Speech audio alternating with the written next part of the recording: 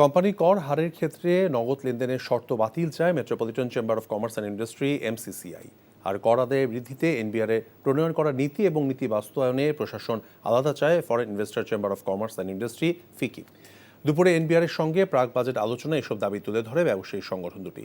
NBR chairman ব্যবসায়ীদের মতামতকে গুরুত্ব দিয়ে বাজেট প্রণয়নের আশ্বাস দেন। সেলিম মালিকের রিপোর্ট। আগামী অর্থ বছরের বাজেটে ব্যবসায়ীদের দাবিগুলো জানতে এনবিআর এর এই প্রাক বাজেট আলোচনা। আলোচনায় অংশ নিয়ে এমসিসিআই জানায়, কর্পোরেট কর হার সংশোধনের পাশাপাশি এসএমই খাতের জন্য বিশেষ কর ছাড় দেওয়া জরুরি। কর্পোরেট কর হার ধারাবাহিকভাবে কমানো হলেও অর্থ আইন 2024 অনুযায়ী নগদ লেনদেনের শর্তাবলীর কারণে কেউই এই সুবিধা ভোগ করতে পারছেন না।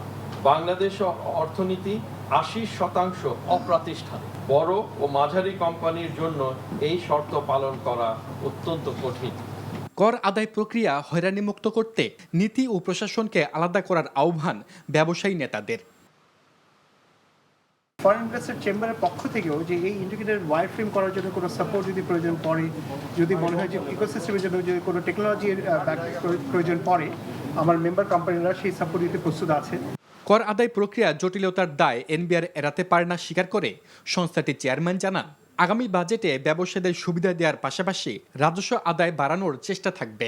আমাদের মতো দেশের যে পরিমাণ রেভিনিউ দরকার আমরা এর ধারে কাছেও নেই, এটা সত্য কথা। আমাদের রেভিনিউ ঠিক মতো আদায় হচ্ছে না এবং আপনারা নিশ্চিত থাকেন যে এই বাজেটে আপনারা এর রিফ্লেকশনটা দেখতে পাবেন, অ্যাটলিস্ট সদিচ্ছা দেখতে পাবেন যে আমরা যেই জায়গাগুলোতে বেশি অ্যানোমালিজ হয়ে গেছে সেগুলোকে একবারে পারবো না, কারণ একবারে যদি আমরা করতে যাই তাহলে রেভিনিউ শক যেটা বললো, মানে ভদ্র ভাষায় আমি বলবো যে ড্রাস্টিক্যালি আমার সুনামি নেমে যাবে।